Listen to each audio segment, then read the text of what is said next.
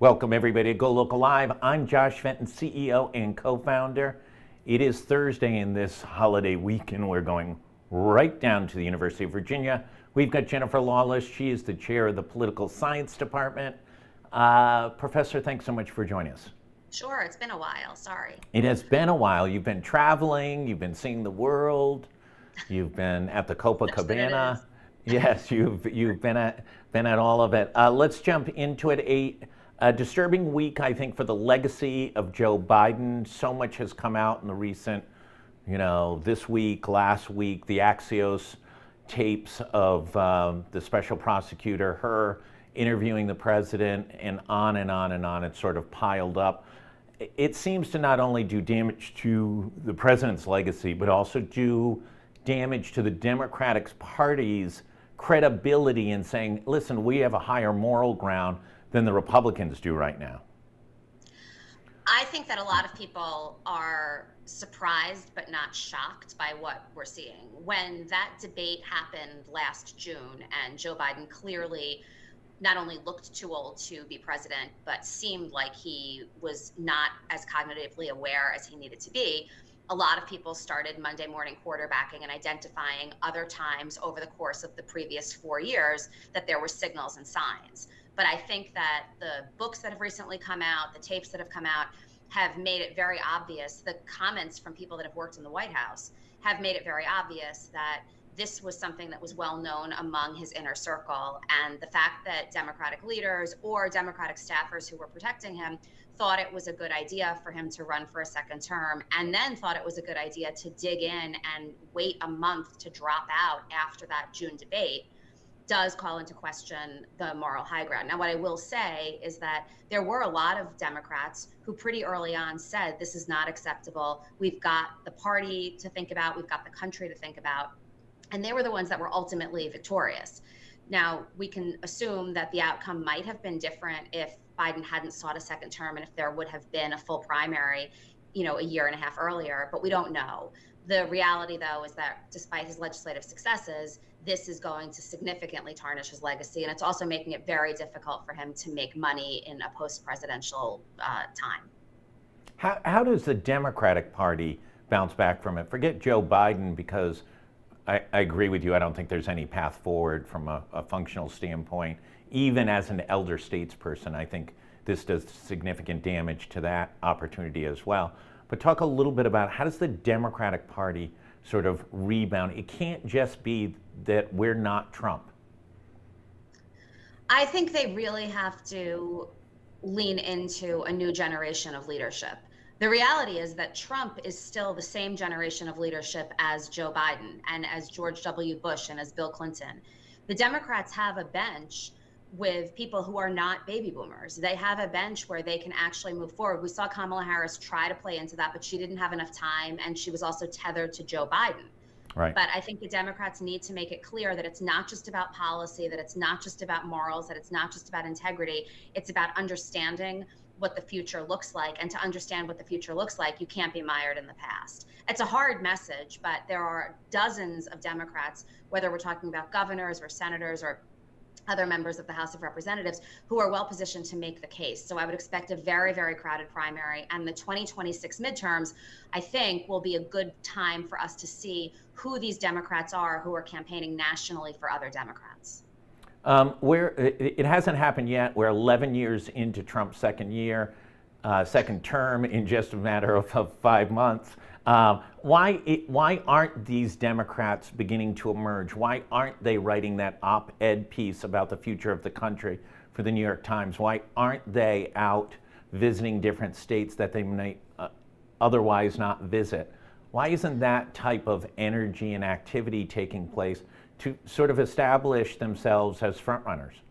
I think some of them are. I think some are dipping a toe. Pete Buttigieg has been, Andy Beshear has been, Cory Booker just turned his filibuster speech into a book.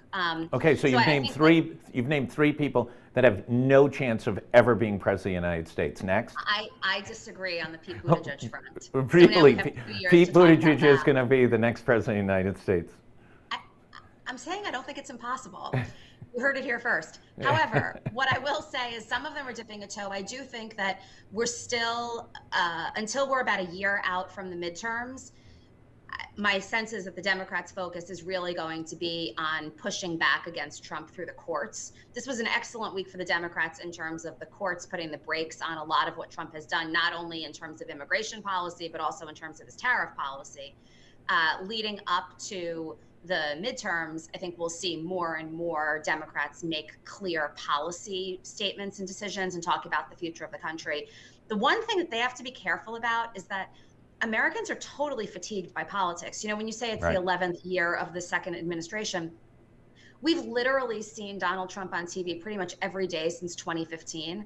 And the story is getting stale and it's getting old, and people are sort of inoculated against the crazy things that he says and that come out just because it seems like, oh, that's just Thursday. And so it might be the case that the Democrats are also trying to figure out when to really go for it, because this far out from a presidential election is not going to resonate with voters in any meaningful way. Why haven't the Democrats designated a pit bull, someone who's not going to be running for president, but is going to be sort of that sort of focal point of being the aggressor and calling out false statements, ridiculous policies, things that they strongly disagree with? I mean, other than Jim Carville sort of launching anytime he wants against Trump or Democrats, there's really no one that seems to have emerged from a national voice standpoint. I think Elizabeth Warren and Bernie Sanders have both made it pretty clear that they're not running for president. And I think they've been quite vocal. The other thing that Sanders has done that I think is smart is partnering up with younger members of Congress and other leaders who are not octogenarians to demonstrate that that message and that concern can trickle down. But I agree, in general, they haven't figured out who their person is. Chris Murphy seemed like he might be the spokesperson for a little while, but it's difficult when your main mode of communication is the Sunday morning shows and Facebook Live videos.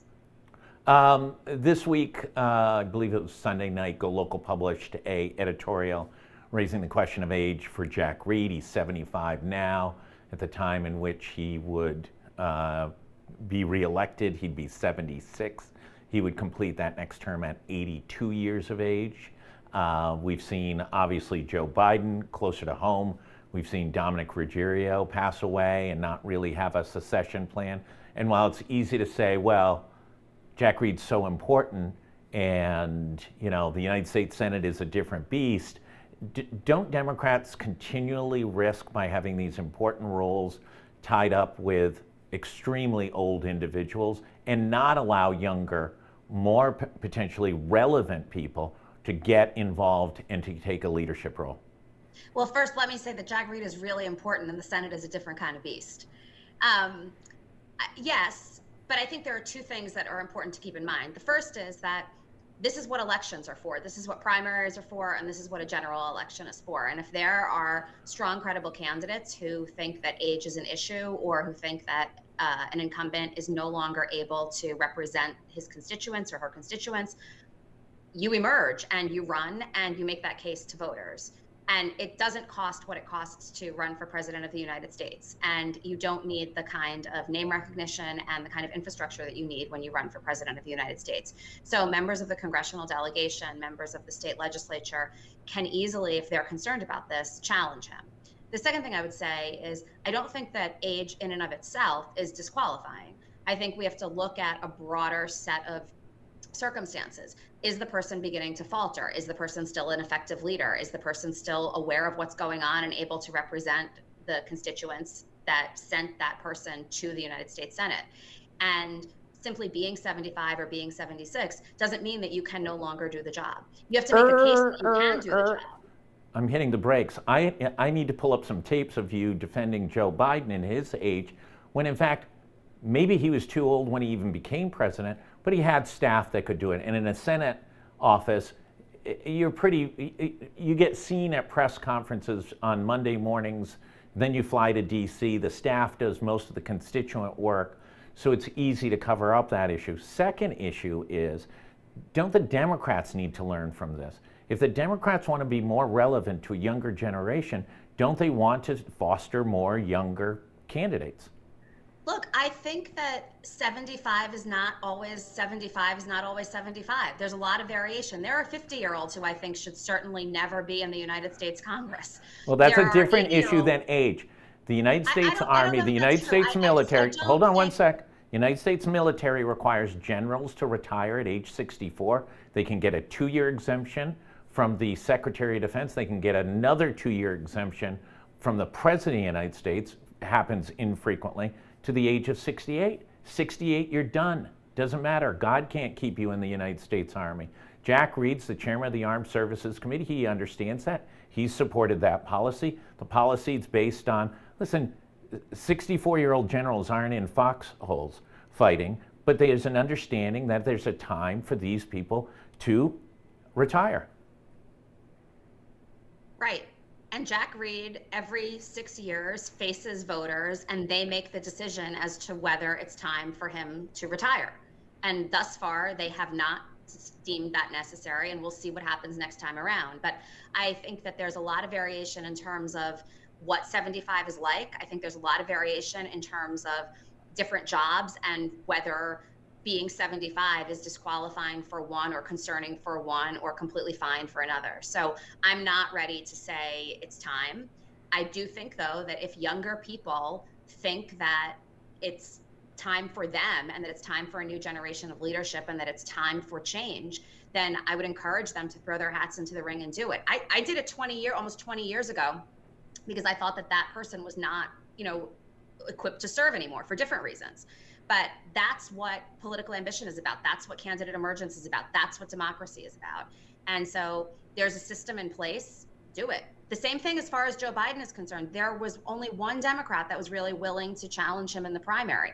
I don't think we're going to see that again. I think in the future, if there are concerns about the age of a candidate, we are going to see more crowded primaries because people now are fully aware of the fact that a lot of these elected officials may be insulated. But I think we have, a responsibility to give them a chance to let them debate, let them go on TV, let them make a case to voters, and leave it up to the voters. Today, GoLocal had a story about Helena Foulkes, candidate for governor on the Democratic side. Obviously, we've written a number of investigative pieces about her, specifically tied to her role at CVS, and as well as her role as chair of the Dodd Foundation in those intertwined relationships to the opioid crisis, the Sackler family, and Purdue Pharma. A new twist today, a fundraiser that is being held in her honor down in Washington on June 11th is hosted by a woman named Elizabeth Bagley, who almost was appointed to be the ambassador to Brazil by Joe Biden. That appointment almost didn't go through. It actually tied on an 11-11 vote in the Foreign Relations Committee, and then miraculously passed out on a voice vote because no one wanted to vote on it, be on the record. She had been tied to a series of comments that were deemed to be anti-Semitic. What's the problem with that campaign? There just seems to be a number of fundraisers, the way she's raising money, some of the ties to these, I think for the most part, objectionable relationships. Your thoughts? I think that in politics, you're judged by the company you keep. And this is not a new phenomenon. We know that when you emerge as a candidate, you're scrutinized, your background is scrutinized, the people that donate to you are fodder for scrutiny, and the people with whom you associate are relevant. Now, you have a lot of options as a candidate. You can say, I'm not going to take money from people who are questionable. You can say, I made a mistake and I shouldn't have associated with these people. You can say, when I was a member of this board, it wasn't doing X, Y, and Z. Now it is, and I'm distancing myself from it. She seems to be faltering on both fronts. First of all, she's surrounded by a plethora of people that just seem to have lots of unsavory characteristics or background traits or controversies surrounding them. And it's somewhat stunning that staff haven't identified these people as potentially problematic. But in addition to that, she rarely calls out the problems when they emerge. And so even if she is not endorsing some of the statements that these people have made, even if she's not endorsing some of the behavior that some of these affiliates have been engaged in, she's not distancing herself sufficiently, and she's not berating it or bemoaning it. And I think that opens up quite a legitimate and potentially successful path for an opponent to question her judgment.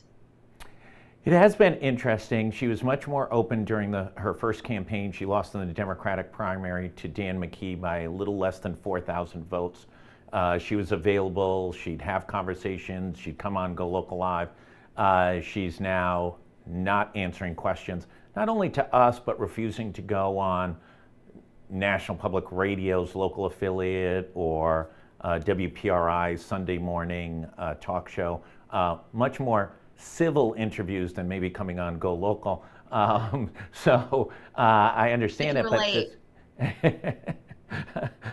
we call them softballs. Is this a mistake? You know, listen, is everyone paying attention right now, a year and a half out? No, but this is Rhode Island, where politics is a major sport. PC basketball and politics are kind of 1-2, depending on the order and the winning of the Friars. How does she then pivot and become involved in the narrative? She's also missing opportunities of not speaking out about the decline in the healthcare system in Rhode Island. She's not speaking out about issues up at the State House. Can she continue to do this and sort of run the campaign, raise lots of money, and then go and then enter into the narrative much, much later? Look, a year and a half out is a long time. So the way that she's behaving right now and the strategy that she's employing right now does not mean that this will be what the campaign looks like. And the mistakes that are being made now, or what we perceive as mistakes, may very well not be determinative. But there is a time at which, if she doesn't start doing the interviews, if she doesn't start defending the behavior, if she doesn't start distancing herself from it, every interview that she ultimately does is going to circle back to this. It's not going to matter what she wants the narrative to be. There's going to be a laundry list of issues and concerns and problems that haven't been responded to. And so it seems a little strange to me that she wouldn't try to deal with all of these things now and put these fires out now, so that a year from now, when people are paying attention, she can say, oh my gosh, I can't believe you're bringing that up again. I said a year ago X. She's not doing that, which means that she's not giving herself the protection against those kinds of interviews and allegations and concerns when voters are paying attention and when it really does matter. Lastly, let's go back to Washington. We've talked a little bit about maybe the lack of Democratic messaging, that Donald Trump continues to suck all the oxygen out of the room. Where are we from a standpoint of, we've got this budget bill going from the House over to the Senate. There's some senators who are on the record saying they've got deep concerns, but there were House members who had deep concerns. And one thing we should probably realize is, when Donald Trump wants Republicans to vote in a certain way, they seem to vote in a certain way. Yeah, I mean, it's hard to find any Republican who has been brave since Donald Trump became president. There have been a few who have voted against him, but they've never been pivotal. Rand Paul can say he doesn't like this, but at the end of the day, is he really going to vote with Democrats to stop it? And if he does, is he going to be pivotal? It's unclear that there are enough of them. I think that Donald Trump is getting everything that Donald Trump wants. The only breaks that are being put on his agenda are by the courts. Those are substantial breaks. But it hasn't been all losses on that front either. I do think that a major shift is going to take place in the next couple of weeks, and that today Elon Musk and the Trump administration indicated that Musk is pretty much done with government. And so whereas Musk was able to take quite a bit of the heat, and Trump was able to distance himself in part from some of the unpopular pieces of what his administration was doing, that fall guy is gone. And so who knows, maybe there's a little bit of an opportunity now for Trump to seem a little bit more vulnerable. But even with very, very low approval ratings among the public, it doesn't matter. Republicans in Congress are cheerleaders for him. Yeah, you predicted it. You didn't think Elon Musk would last more than 3 or 4 months. And I think you're dead on. He's gone in 3 or 4 months, and he paid a big price. The brand of Tesla has been decimated amongst those who buy Teslas, mostly, progressive people, left-leaning blue state folks. And the brand in Europe has been crushed. It's the most unpopular car brand by orders of magnitude, and he has a negative 66% approval rating in the EU. He's got to figure out a strategy to rebuild himself. I don't think on the Tesla brand there's a path back to victory. What's done is done. No one who owns a Tesla really wants a Tesla. They're putting bumper stickers claiming that they didn't know anything about him. I find that hard to believe, because the behavior was is 10 years in the making. But Although keep where in does mind, they're still keeping their Teslas, they so are still, well, they that's not can't virtue trade, signaling. I've never seen it. they can't seem to trade them in. I guess the resale value is like $1.95. Where does Donald Trump go? Is this all in on the big beautiful bill over the next few weeks, and that's really where his focus is going to be? I think it is. I think if he can get that through, then he's able to say that he said he was going to do it. He was able to orchestrate a budget that includes quite a few unpopular cuts, and that Republicans were willing to hold their noses and say, we're going to withstand some short term pain for long term gain. Now, whether that's actually true and whether that happens is a different question, but he'll be able to play it off as a major legislative victory. I also think that what we're going to see over the course of the next few weeks is Donald Trump continuing to double down and, fight things that the courts have basically said are not worth fighting. There will be more deportations. We saw this morning Marco Rubio, or yesterday Marco Rubio, say that they're going to rescind many, many Chinese students' visas. It's unlikely that that's going to ultimately withstand judicial scrutiny, but they're going to do it in the meantime. So they're going to continue, I think, to chip away at the kinds of social policy issues that they said were going to be their priorities. The courts be damned. And in the meantime, they're probably going to get a budget bill through. With that, Jennifer Lawless, Chair of the Political Science Department at the University of Virginia, we always appreciate you taking the time. We've missed you these past couple weeks. And appreciate the fact that you could break away from the Copacabana to join us. For everybody else, stay tuned. A lot of news happening. There's a big lineup of stories on GoLocal, first to report on almost every single one of these issues. Take a look at those, and we'll have much more throughout the day and into tomorrow. The weather's iffy. Get out in the garden and get it done. Thanks, everybody. Stay tuned.